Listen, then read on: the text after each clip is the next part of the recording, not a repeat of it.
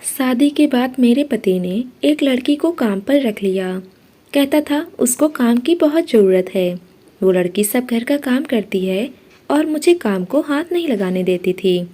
मेरी उससे बहुत गहरी दोस्ती हो गई। वो काम करने के बाद मेरे पास आकर लेट जाती और हम हंसी मजाक करते रहते थे। मैं उसके सामने अक्सर कपड़े भी बदल लेती थी, लेकिन अचानक एक दिन मेरे रोंगटे खड़े हो गए। जब उस लड़की को कपड़े बदलते देखा तो मेरी चीख निकल गई। एक दिन मेरा पति काम से वापस आते वक्त अचानक एक लड़की को अपने साथ घर ले आया। हमारी नई नई शादी हुई थी और महीना भी अभी नहीं गुजरा था। मेरा पति कहने लगा, आंचल, तुम अकेले काम करके थक जाती होगी, इसलिए मैं तुम्हारे लिए एक काम वाली लेकर आया हूँ। ये पहले मेरे एक दोस्त के घर पर काम करती थी, लेकिन मेरे दोस्त ने अब इसे निकाल दिया है और अब बेचारी के पास कोई ठिकाना नहीं है। इसीलिए हम इसे घर में ही रख लेते हैं। ये बहुत ज़रूरतमंद है, इसका भी भला हो जाएगा और मेरे ना रहने पर तुम्हें भी सहारा मिल जाएगा और मुझे तुम्हारी फिक्र नहीं होगी। आंचल, तुम सारा दिन घर में अकेली रहती हो और मुझे काम पर भी तुम्हारी ही फिक्र सताती है। आयुष की बात सुनकर मैं बहुत ज़्यादा खुश हो गई, क्योंकि मुझसे घर के कामकाज नहीं होते थे। शादी से पहले मैं अपने घर में किसी काम को हाथ तक नहीं लगाती थी और शादी के बाद जब मेरे ससुर ने मुझे अलग कर दिया तो मैं परेशान हो गई। मेरे हाथ पांव शादी के अगले दिन ही फूल गए। मेरे लिए तो एक कप चाय बनाना भी मुश्किल था और मुझ पर पूरे घर की जिम्मेदारी भी थी। घर का सारा काम मेरे सर पर था। मुझे कोई काम सुधर ही नहीं रहा था। ऐसे में काम वाली की मुझे बहुत ज़रूरत थी, लेकिन मैं जानती थी कि मेरे ससुराल में काम करने के लिए किसी को रखना अच्छा नहीं समझा जाता। इसीलिए मैं खुद से ये बात आयुष से नहीं कह पाई थी और जब आयुष खुद ही एक काम वाली ले आए थे तो मैं बगैर कोई सवाल किए उससे कहा कि मुझे कोई ऐतराज़ नहीं है। दिल ही दिल में बहुत खुश थी। नौकरानी के आने से मुझे बहुत आराम मिलने वाली थी और आयुष भी घर की हालत से परेशान हो गए थे। इसीलिए उन्होंने ये फैसला किया था। मेरी और आयुष की अरेंज मैरिज हुई थी। हमारे यहाँ बिरादरी में ही शादी करने का रिवाज था। आयुष भी हमारे बहुत दूर के रिश्तेदार थे, जिन्हें मैंने पहली दफ़ा शादी वाले दिन ही देखा था। लेकिन शादी के बाद पहले दिन से ही आयुष ने मेरी बहुत ज़्यादा ख्याल रखने वाले पति साबित हुए थे। शादी के अगले दिन ही उन्हें अंदाज़ा हो गया कि मैं घर के काम करने में कितनी धीमी और ख़राब हूँ। आयुष मुझसे कम ही काम कराते थे और खुद ही सारा काम कर लेते थे। लेकिन आयुष ने जब ऑफिस जाना शुरू किया तो उस समय मुझे एहसास हुआ कि घर संभालना कितना मुश्किल काम है। मेरी हजार गलतियाँ और खराबियों के बाद भी आयुष ने मुझे कभी बुरा भला नहीं कहा, बल्कि वो प्यार से ही मुझे बताते कि मैं अपनी गलतियों को किस तरह ठीक कर सकती हूँ। क्योंकि मैं आयुष की बिरादरी से ही थी और आयुष को पता था कि मेरी मम्मी की बचपन में ही मृत्यु हो गई। मुझे मेरे पापा ने बहुत लाड प्यार से पाला था और हमारे घर में काम करने के लिए नौकर थे, इसलिए मुझे कुछ भी नहीं आता था। मेरे सास ससुर भी व्यवहार में दूसरे सास ससुर की तरह नहीं थे, बल्कि उन्होंने मुझे बिल्कुल आज़ादी दे दी थी और मैं अपने घर में अपनी मर्जी की मालिक थी। शादी के बाद से लेकर अब तक मैं बहुत ही बुरी तरह के दिन गुजारे थे। जिस काम में हाथ डालती उसे उल्टा कर देती। अक्सर तो आयुष को बाहर से ही खाना ऑर्डर करके मंगवाना पड़ता है, क्योंकि मैं सारा खाना जला चुकी होती हूँ। इसलिए आयुष जब अपने घर नौकरानी को लेकर आए तो मैं बहुत खुश थी। इसीलिए मैंने नौकरानी के बारे में ज़्यादा सवाल जवाब नहीं किए और उसे घर के काम काज बता दिए। हमारा घर बहुत बड़ा था। मैंने जूही को एक कमरा रहने के लिए दिया। वो मेरी ही उम्र की थी और इसीलिए मुझे उसके साथ ज़्यादा परेशानी नहीं आई। कुछ ही दिनों में हम दोनों एक दूसरे के दोस्त बन गए। जूही का हर काम मुझे बहुत पसंद आता था। मेरे उठने से पहले ही घर के आधे काम निपटा चुकी होती थी। घर एक बार फिर से चमकने लगा था और हर चीज़ अपनी जगह पर आ गई थी। जूही के आने से मैं बहुत खुश थी। वो मुझे किसी काम को हाथ नहीं लगाने देती थी और झटपट सारे काम कर दिया करती। आयुष मुझसे कहा करते थे कि तुम जूही से घर के कामकाज भी सीख लो, ताकि कभी ज़रूरत पड़ने पर हमें परेशानी ना हो। जूही हमेशा तो हमारे घर पर नहीं रहेगी ना, और अब मुझे भी इस बात का अंदाज़ा हो गया था कि एक लड़की को घर के कामकाज आने चाहिए। इसलिए मैं जूही के साथ मिलकर घर के कामकाज करवाने लगी थी।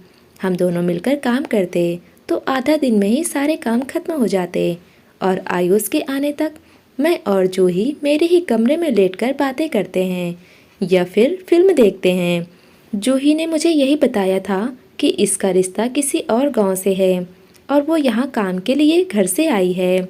मैं तो जूही से अपनी हर छोटी बड़ी बात बता दिया करती थी क्योंकि मुझे बचपन से ही तन्हाई मिली थी और जब मुझे जूही का साथ मिला तो मैं एक एक बात उससे कह देती।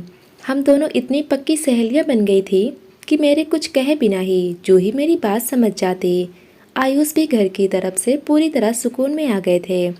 पहले वो काम से 10-10 बार फ़ोन किया करते थे और उसके बाद मेरी फिक्र में घुलते रहते थे। लेकिन जब से जूही आई, आयुष मुश्किल से एक बार भी फ़ोन करते हैं और थोड़ी सी बात करके फ़ोन रख देते हैं।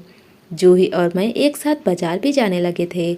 हम सब्जी ले आते और घूम फिर भी आते थे। मुझे जूही जैसी दोस्त आज तक नहीं मिली थी। जूही ने थोड़े ही दिनों में हमारे घर में अपनी जगह बना ली थी। आयुष भी जूही के साथ बहुत अच्छे तरीके से पेश आते हैं। लेकिन जूही ने मुझे बस एक बात ही कही थी कि उनके घर वालों को जूही के बारे में कुछ भी नहीं पता चलना चाहिए क्योंकि आयुष के घर नौकर रखने का कोई रिवाज नहीं है और ना ही उनके मम्मी पापा इस बात को पसंद करते हैं।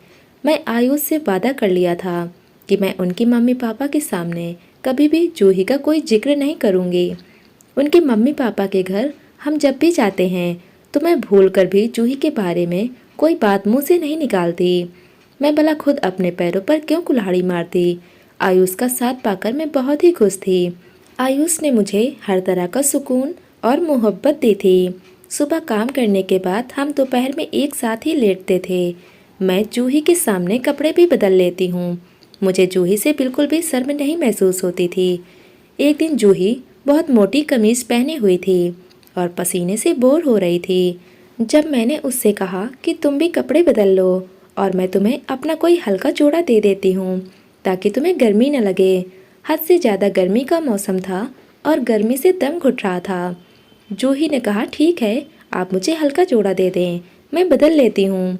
मैंने जूही को जोड़ा निकाल कर दिया तो वो कमरे के कोने में ही खड़ी होकर कपड़े बदलने लगी और जैसे ही मेरी नज़र जूही के जिस्म पर पड़ी तो मेरे रोंगटे खड़े हो गए। मैं हैरत से जूही को देख रही थी और वो कपड़े बदलकर मेरे पास आ लेटी। मुझे लगा था कि मेरे लिए सांस लेना भी मुश्किल हो रहा है। मैं बहुत गौर से जूही का चेहरा देख रही थी और एहसास हो रहा था कि मैं इतने दिनों में वो नहीं देख पाई जो आज मुझे नज़र आ रहा था। जूही की आंखें उसकी नकोश बहुत चीख चीख के मुझे कुछ कह रही थी जिसे मैं आज समझ पाई थी। जूही ने मेरे चेहरे को बदलते देखकर महसूस कर लिया था और वो मुझसे पूछ रही थी कि क्या हुआ है, आप मुझे ऐसे क्यों देख रही हैं। मैं जूही की बात का कोई जवाब नहीं दिया बल्कि मैं उसकी आवाज़ को महसूस करने की कोशिश कर रही थी और उसकी आवाज़ भी आज मुझे कुछ एहसास करवा रही थी। जूही का साथ मिल जाने पर मैं इस कदर खुश थी कि मैं आंखों के सामने सच भी नहीं देख पा रही थी। वो मेरी तरफ देख रही थी और मैं उसकी आंखों में झांक रही थी। मेरे पति ने मुझसे इतनी बड़ी बात छुपाई और ये बात मैं आयुष से जानना चाहती थी। मुझे जूही से कुछ नहीं पूछना था। मैंने जूही से कहा मुझे नींद आ रही है और अपने कमरे में चली जाए, मैं भी सोना चाहती हूँ। जूही मेरे बदलते व्यवहार पर हैरान रह गई थी।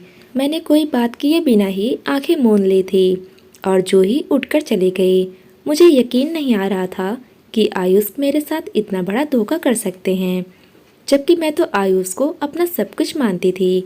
मैंने कभी उनसे झूठ नहीं कहा था और ना ही उन्हें धोखा दिया था। लेकिन आयुष ने मेरे साथ बहुत बड़ा धोखा किया। मेरी आंखों में आंसू आने लगे। मैं चाहती तो जूही से सच्चाई पूछ लेती, लेकिन मुझे आयुष की आंखों में आंखें डालकर ये सवाल करना था, आखिर आयुष ने क्यों मुझसे झूठ कहा। शाम को जब आयुष घर पर लौटे तो मैं बिस्तर पर पड़ी हुई थी। उनको लगा कि शायद गर्मी की वजह से मेरी तबीयत खराब हो गई है। वो फौरन ही परेशानी से मेरे पास बैठ गए। पूछने लगे कि आंचल क्या हुआ है। मैं उठकर बैठी तो मेरी आंखों की सुर्खी देखकर आयुष बहुत परेशान हो गए। और जैसे ही उन्होंने मेरे चेहरे पर हाथ फेरने की कोशिश की, मैंने उनका हाथ झटक दिया। आयुष हैरत से मेरी तरफ देखने लगे। जूही कौन है आयुष? आपने मुझसे क्या छिपाया है? मैं सब कुछ सच जानना चाहती हूँ। पिछले 2 महीने से आपने मुझे बहुत अच्छी तरह से बेवकूफ़ बना रखा है, लेकिन अब मैं आपका और जूही का सच जान गई हूँ। इसलिए बेहतर यही है कि आप मुझे सब कुछ बता दें।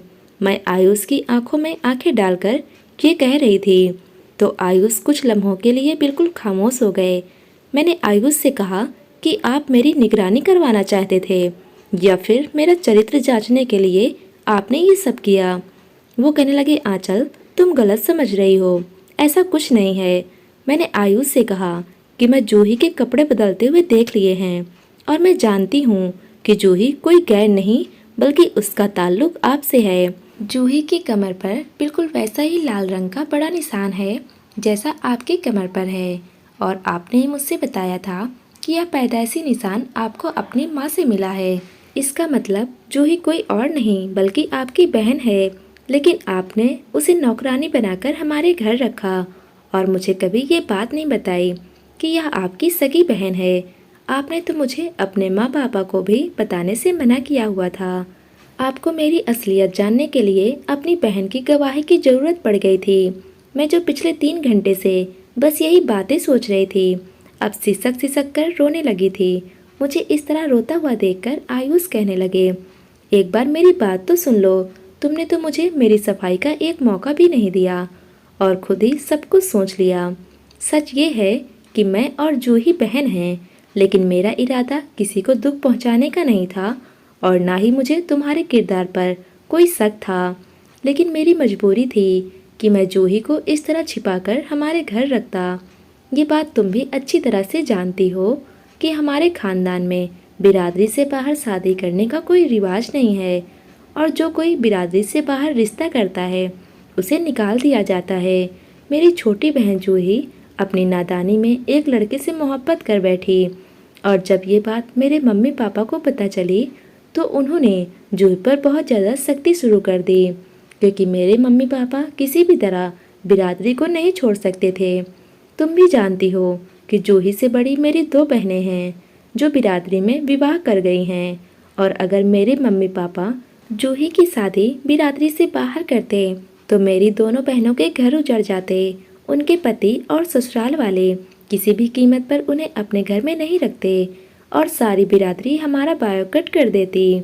इसी वजह से मेरे मम्मी पापा ने जूही को सख्ती से समझाया कि उसकी शादी उसकी पसंद के लड़के से नहीं हो सकती, लेकिन जूही के सर पर मोहब्बत का भूत सवार था और उसे कोई बात समझ ही नहीं आ रही थी।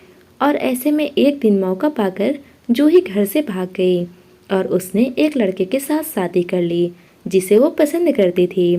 मेरे मम्मी पापा ने ये बात छिपाने की बहुत कोशिश की, लेकिन किसी भी तरह बिरादरी से यह बात नहीं छिप सकी, और बिरादरी वालों ने ये साफ साफ कह दिया कि अब हम जिंदगी भर जूही से कोई ताल्लुक नहीं रखेंगे, और अगर हमने जूही के साथ कोई ताल्लुक कायम किया तो मेरी दोनों बहनों को भी वापस घर भेज दिया जाएगा। तुम भी हमारी ही बिरादरी से हो और तुम्हें मालूम है कि यह बिरादरी की परंपरा कितनी बुरी है। जूही ने जिस लड़के को पसंद किया वो उसके काबिल भी था और बहुत अच्छा भी था, जबकि बिरादरी में कोई लड़का जूही के काबिल भी नहीं था। इसलिए मुझे जूही की शादी पर कोई ऐतराज नहीं था। मेरी बहन ने अपने लिए बेहतर लड़का चुना था, लेकिन मैं चाह कर भी उसके खिलाफ नहीं जा सकता था।